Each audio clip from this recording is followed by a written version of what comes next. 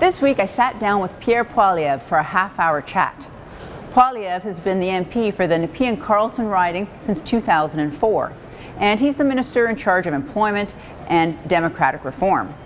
Since John Baird left politics earlier this year, he's also been named the minister responsible for the National Capital Region. We talked about the relationship between Ottawa the city and Ottawa the capital, and here's how Poilievre views his role. You know, my goal is to have a professional relationship with the city to ensure that our residents get their fair share, that we keep taxes low, and that our investments actually produce results for real people. And that I think is really my role here.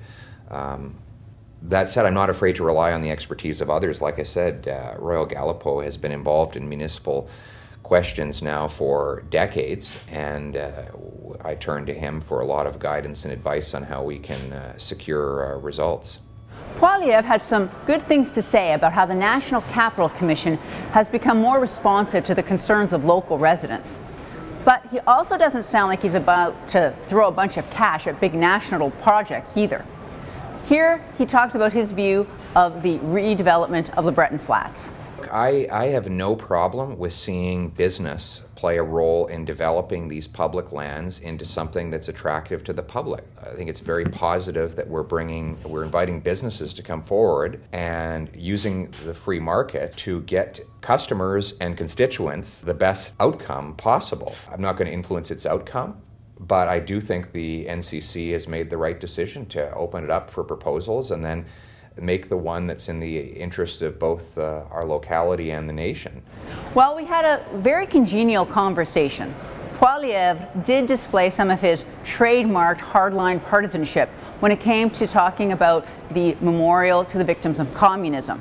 That's been a controversial project, in part because it's supposed to be located on a site that was reserved for a federal court building. Here's how he sees it. Look, this is partly a Canadian story. We have 8 million Canadians whose origins are in countries oppressed by communism.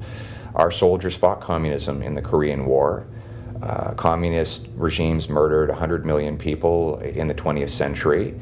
And I think that it is altogether fitting and proper that we should record that history and make it available for public display. As for the location, I think that it is entirely appropriate. It is not going in front of the Supreme Court because it's reported as going next to, and so a lot of people picture that it's going in front of. It's not. There are millions of Canadians who want this memorial built. Their voices are underreported, but they are real, and that is a perfect example of the disconnect between institutional Ottawa and real Ottawa. I believe that the thousands of people in this city who have their family origins in countries formerly oppressed by communism want this monument. It is sacred and important to them, and I'm going to stand up for them. We also talked about taxes and transit and jobs. If you go to the City Hall blog at the Ottawa Citizens website, you can see the whole transcript of our conversation. You know, Poilievre is still finding his feet when it comes to being a leader for the capital. And watching him grow into that role, whatever your politics, is going to be anything but boring. For the Ottawa Citizen, I'm Joanne Chianello.